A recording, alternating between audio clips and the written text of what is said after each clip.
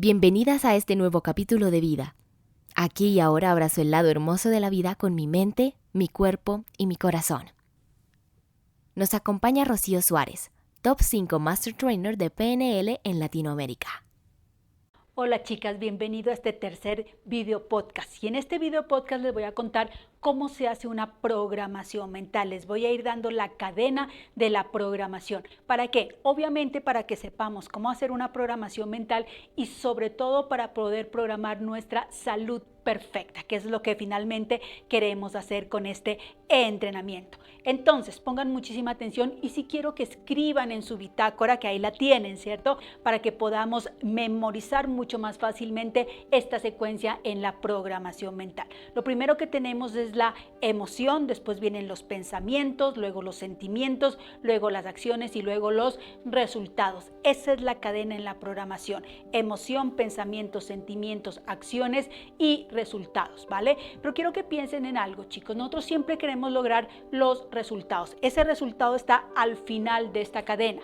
Esos resultados se logran, ¿cierto?, por las acciones que yo voy a tomar. Entonces, por ejemplo, si una mujer quiere bajar de peso, bajar 5 kilos, ¿qué tiene que hacer? Tiene que tomar por lo menos 3 acciones que sean tangibles, que sean verdaderas, ¿cierto? Y en ese momento, por ejemplo, la mujer decide cuidar su alimentación, comer pollo pasado por agua con lechuga, ¿listo? Eso es su alimentación que va a tener. Decide hacer ejercicio y decide tomar 8 vasos de agua diarios. Estas son las acciones que quiere tomar para lograr disminuir de su peso corporal 5 kilos. Pero fíjate qué estado interno tiene que tener la persona, qué sentimientos tiene que tener esta mujer. Esta mujer tiene que tener un sentimiento, por ejemplo, de fuerza interna para que tú decidas levantarte todos los días de tu vida a trotar o a hacer ejercicio a las 4 de la mañana con estos fríos que está haciendo, ¿cierto? A las 4 de la mañana tienes que tener mucha fuerza interna. De lo contrario, te despiertas y tú haces así la cobija y dices, uy, qué frío, vuelves y te la pones y no te levantas. Para decidir comer pollo pasado por agua con lechuga todos los días, porque tú no bajas de peso comiendo un día, comiendo 2, comiendo 3. Tienes que comer todos los días mínimo por 6 meses. Para eso necesitas mucha fuerza interna. Para tomar los 8 vasos con agua diarios también necesitas mucha fuerza interna. Entonces, si te das cuenta, esos sentimientos, tu estado interno, es fundamental a la hora de ejecutar las acciones, porque el sentimiento es el motor que nos impulsa a la acción y la acción es lo que nos lleva a los resultados. Entonces la pregunta es, chicos, ¿de dónde nace ese sentimiento, ese estado interno? Nace de tus pensamientos. Tus pensamientos es lo que producen el estado interno, el sentimiento produce las acciones y las acciones produce el resultado. Entonces, ¿qué es lo que tenemos que cuidar? Nuestro pensamiento y nuestro lenguaje, porque desde allí viene toda la cadena en la programación mental. Muy bien, chicas, se estarán preguntando, ¿y la emoción? Ya les voy a explicar. Lo primero que tenemos en la cadena es la emoción. ¿Qué es una emoción? Las emociones son biológicas y son subjetivas. ¿Qué quiere decir que sean biológicas? Que afectan tu cuerpo. ¿Listo? Y que sean subjetivas, que depende de cada persona. En este momento nosotros catalogamos una emoción como las emociones básicas. Yo me imagino que ustedes se vieron Intensamente, ¿verdad? Muy bien, en Intensamente salen las 6 emociones básicas, que es la ira, la tristeza, la alegría, la sorpresa, el asco y la furia. Esas se consideran emociones básicas. Entonces, cuando una emoción, yo siento una emoción, al ser biológica, afecta tu cuerpo. Entonces, cuando tú tienes una emoción negativa, ¿cierto? Tu cerebro, ¿qué hace? Genera adrenalina. Esa adrenalina va a formar un eje que va al hipotálamo, a la pituitaria y baja las suprarrenales, y las suprarrenales son las encargadas de producir cortisol. ¿Qué es el cortisol, chicas? Es la hormona del estrés. Y cuando estamos atravesando una enfermedad, obviamente lo que menos queremos es cortisol en nuestro cuerpo, en nuestra mente y en nuestro corazón. Tenemos que generar también un cambio para producir otro químico en nuestro cuerpo. Te voy a dar un ejemplo. Resulta que a una persona le dicen que ya no trabaja más en la empresa. Obviamente, eso es una mala noticia. Ahí viene la emoción, ¿cierto? Tu cerebro produce adrenalina, forma el eje que va al hipotálamo, a la pituitaria, baja las suprarrenales. Las suprarrenales son las encargadas de producir cortisol. Ya les dije que el cortisol es la hormona del estrés. Y sí quiero hablar del cortisol, chicas. ¿Por qué? Porque sí es importante que haya cortisol en tu cuerpo.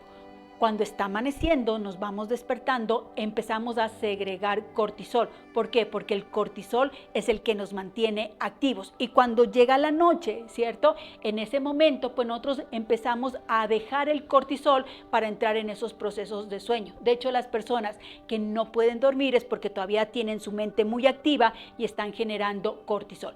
El cortisol sí es importante en nuestro cuerpo, pero cuando vienen muchos disparos de cortisol, ¿qué pasa? Pues vienen las enfermedades, viene el estrés, viene la angustia, viene el miedo y son emociones que nosotros realmente en este momento de nuestra existencia no queremos en nuestra vida. En este momento a esta persona le están dando, entre comillas, una mala noticia. Genera su cuerpo ese eje, produce cortisol. El cortisol se va por todo el torrente sanguíneo, entonces en ese momento, ¿cierto? Viene absolutamente todo tu cuerpo queda invadido de ese cortisol. Ahora, quiero explicarles algo muy importante. La función de tu cerebro es sobrevivir, mientras tu misión como ser humano es ser feliz, disfrutar, ser alegre, consciente y responsable y amoroso con tu vida. Entonces, como para tu cerebro lo más importante es sobrevivir, obviamente el cerebro se tiene que enfocar en lo que va a salir mal. Entonces fíjate que cuando hay cortisol en tu cuerpo va a empezar a reaccionar. Y lo primero que notas es que tu corazón late fuertemente, tu garganta se seca, tu pupila se dilata, haces algo que se llama una visión de túnel. ¿Para qué hace la visión de túnel? Porque obviamente tu cerebro necesita enfocarse en todo lo que puede salir mal para poderlo prevenir. Entonces, todo tu cuerpo está invadido de cortisol, se da esta reacción fisiológica, ¿cierto? Y en ese momento viene el pensamiento. ¿Qué calidad de pensamientos tenemos cuando hay cortisol en nuestro cuerpo? Obviamente pensamientos negativos. Y empezamos a pensar, ¿cierto? Es el colmo que mi jefe cuando ya tengo 50 años me vaya a sacar del puesto. ¿Dónde voy a conseguir un puesto diferente? Tengo que pagarle el colegio a mis hijas, tengo que pagar la hipoteca de la casa. Yo que les había dicho a las niñas que las iba a llevar de vacaciones en junio, pues ya no lo puedo hacer.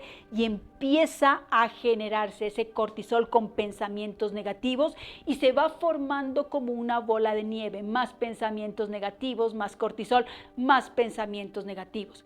Ahí viene el sentimiento. ¿Qué sentimiento se genera? Estrés, angustia, depresión, inseguridad, incertidumbre. Y esos sentimientos realmente están paralizando tu vida. ¿Cuál es el antónimo del amor, chicas? El antónimo del amor es el miedo, porque el miedo paraliza, mientras el amor impulsa. Yo me imagino que se están preguntando, ¿cuál es la diferencia entre emoción y sentimiento? La emoción es a corto plazo, empieza y termina, mientras que el sentimiento es a largo plazo, ¿cierto?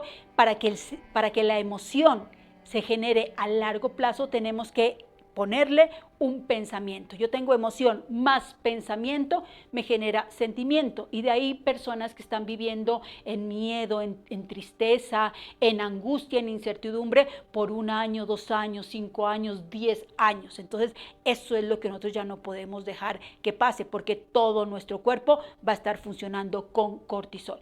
¿Qué pasa cuando en mi cuerpo hay cortisol? Cuando en tu cuerpo hay cortisol, el sistema inmunológico se debilita. ¿Qué pasa cuando el sistema inmunológico se debilita? Voy a traer muchísimas más enfermedades. Si te das cuenta, por ejemplo, una gripa no es porque te la contagien, ¿cierto? Puede llegar una persona con una gripa muy fuerte y si tu sistema inmunológico está completamente fortalecido, en ese momento no vas a generar un contagio en la gripa. Entonces, eso es lo primero que nosotros tenemos que generar. Pero cuando hay cortisol en mi cuerpo, como les digo, ya empieza una bola de nieve, más cortisol, de ahí se desatan las acciones también que yo pueda llegar a tomar. Cuando una persona tiene cortisol en su cuerpo, ¿qué decide hacer?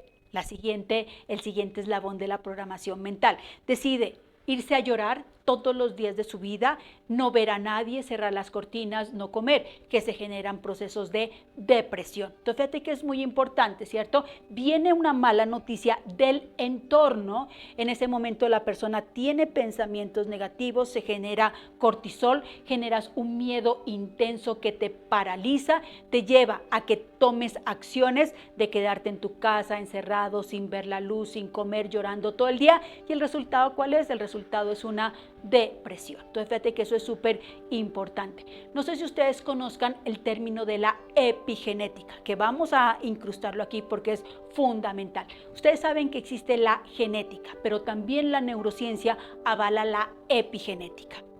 ¿Qué es la epigenética, chicas? La epigenética son factores no genéticos que afectan la genética. Hay muchos factores no genéticos que afectan la genética, pero el más importante es el ambiente en el cual tú vivas, el ambiente en tu mente, el ambiente en tu entorno.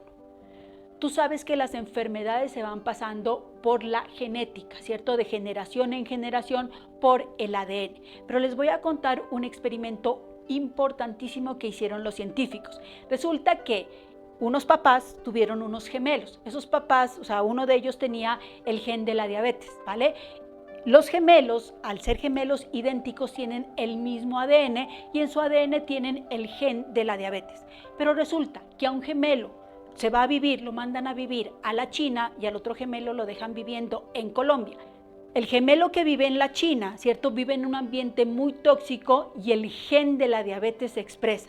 Pero al gemelo que vive en Colombia tiene un ambiente bastante armónico y el gen de la diabetes no se expresa. Entonces, la epigenética que nos dice, ¿cierto?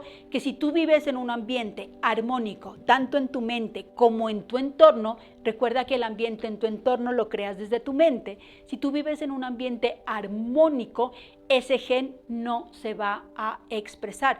Y esa es la medida que nosotros tenemos para poder controlar, ¿cierto?, las enfermedades que estamos viviendo o que tenemos. Si vivimos en ambientes adecuados, los genes posiblemente no se van a expresar.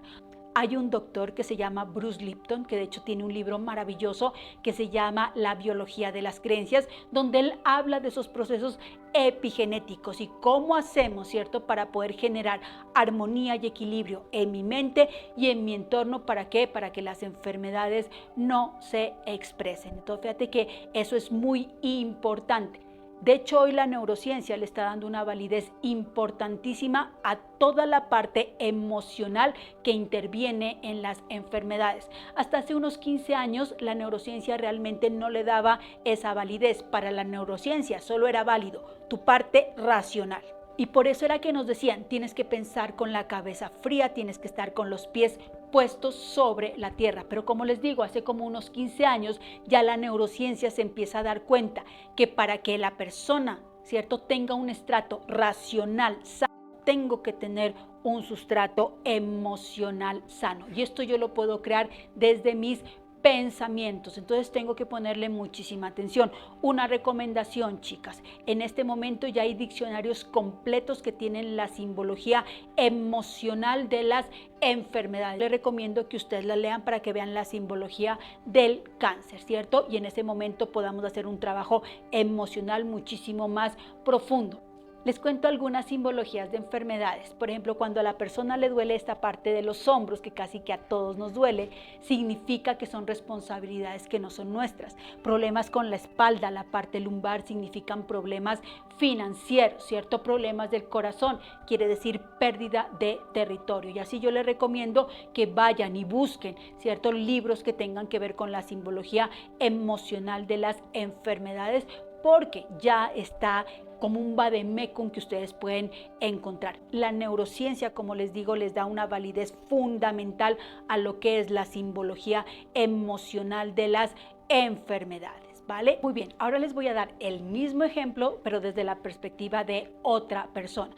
Resulta que su jefe le dice igual, que ya no va a trabajar más en la empresa, pero esta persona tomó un entrenamiento como el que ustedes están tomando el día de hoy. Entonces tu cuerpo reacciona exactamente igual. Ante una mala noticia, tu cuerpo reacciona de la misma forma porque el cerebro genera adrenalina. Entonces la respiración se agita, el corazón también se agita, los músculos se paralizan, la garganta se seca, se hace la pupila se dilata, se hace la visión de túnel, generaste adrenalina.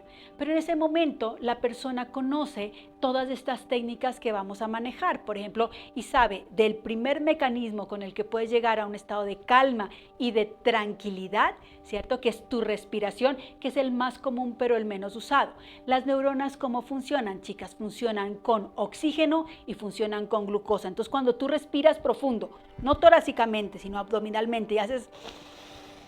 En ese momento todas tus neuronas se oxigenan, ¿cierto? Y viene un pensamiento diferente y dice, bueno, total, yo ya no quería estar en esta empresa. Es mi oportunidad para generar mi propio emprendimiento. Yo siempre había querido montar una panadería o siempre había querido trabajar en otra empresa y este es el momento de hacerlo. Voy a demostrarme a mí mismo de qué estoy hecho, voy a demostrarle a mis hijos de qué estoy hecho para generar algo diferente. Pero fíjate que ese pensamiento ya no te va a generar cortisol, te va a generar oxitocina, que es la hormona del amor, te va a generar dopamina, que es la hormona del logro, o te va a generar serotonina, que es la hormona de la calma. Vas a cambiar la química en tu mente, ¿para qué? Para poder generar, ¿cierto? Otro sentimiento, y lo que te digo, generas un sentimiento de esperanza, un sentimiento de alegría, un sentimiento de optimismo. Y cuando tienes alegría, optimismo, esperanza, pasión, felicidad en tu vida, ¿qué te dan ganas de hacer? Te dan ganas de hacer muchas cosas, de, por ejemplo, poner tu hoja de vida en redes sociales, de contarle a todos tus contactos que estás libre, de tomar un programa para que tengas un puesto nuevo, de contratar un headhunter. Esas acciones son las que te van a llevar a tener un resultado diferente. Ya no te quedaste llorando en tu casa, ¿cierto? Por 3, 4 meses que vienen los procesos de depresión, sino que te quedaste, ¿cierto? Haciendo cosas, ejecutando acciones que te lleven a obtener un resultado diferente. Pero fíjate, con el pensamiento adecuado que te lleve a la emoción, al sentimiento perfecto para que tomen las acciones necesarias y obtengas un resultado. Entonces nuestro estado interno, la parte de poder gestionar nuestras emociones, es fundamental. Antes las personas pensaban que el estado interno venía al azar y simplemente si tú escuchas a las personas en el entorno te dicen yo amanecí aburrida, yo amanecí estresada, yo amanecí cansada.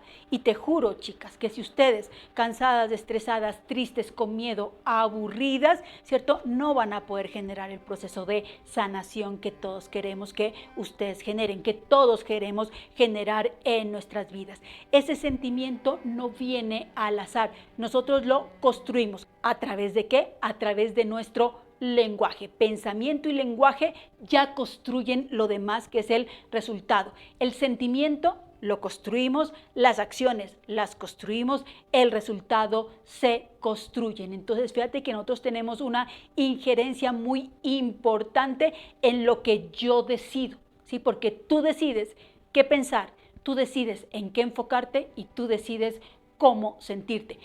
¿Cuál es la mejor química que puede correr en mi cuerpo en este momento? ¿Cortisol? No, sino que tiene que correr oxitocina, dopamina y serotonina para que generes alegría, felicidad, calma. Yo quiero que se pongan a pensar, cuando ocurre, por ejemplo, un desastre natural, ¿quiénes son las personas que más pueden ayudar? ¿Las que están en calma o las que están asustadas? Pues las personas que más pueden ayudar es las que están en calma, porque recuerden algo. Cuando tú estás en calma, recuerda que te quitas la venda de los ojos. Todo lo ves más claro, todo lo ves más bonito, todo lo ves más brillante. Vas a tomar mejores decisiones, vas a ver las alternativas de solución enfrente a ti y tu corazón va a vibrar completamente en paz. Entonces, ¿cierto? Nosotros no es que hablamos bonito, porque hay mucha gente que piensa eso, que en la programación neurolingüística hablamos bonito porque es que es chévere, porque es que está de moda, porque vengan, tomémonos de las manos todos. Nosotros no hablamos bonito por esa razón, porque atrás de eso hay una explicación científica. O produzco cortisol o produzco oxitocina. Con los pensamientos catastróficos, pues simplemente voy a sentir miedo, voy a paralizarme y no voy a hacer absolutamente nada, o sí, bajar los niveles de mi sistema inmunológico. En cambio, con los pensamientos positivos voy a fortalecer mi sistema inmunológico, y eso es lo que nosotros queremos hacer. Porque finalmente, esta frase la dijo Gandhi, y Gandhi dijo: cuida tus pensamientos porque ellos se volverán tus palabras. Cuida tus palabras porque ellos se volverán tus actos. Cuida tus actos porque ellos se harán costumbres. Cuida tus costumbres porque esto forjará tu carácter. Cuida tu carácter porque formará tu destino, y tu destino es tu vida. Fíjate que del destino casi no hablamos. Destino es en quién te vas a convertir y lo que le vas a aportar a la humanidad, ¿cierto? Fíjate que todo nace con el pensamiento, todo nace con el lenguaje, y de ahí determinamos nuestro destino y determinamos la calidad de nuestra vida. Por eso es fundamental, chicos, conocer cómo va esta cadena en la programación mental. Conocer que si yo escojo conscientemente, voluntariamente, ¿cierto? Y amorosamente pensamientos positivos, voy a generar oxitocina, que es la hormona del amor, dopamina, que es la hormona del logro, y serotonina, que es la hormona de la calma, para que estos sentimientos se vuelvan el motor de las acciones perfectas para que yo tenga un resultado satisfactorio, y así convertir un gran dolor en un gran amor. Espero que les haya gustado este nuevo video podcast. Las espero para el siguiente, porque viene muchísima más información que es interesante. Nos vemos pronto.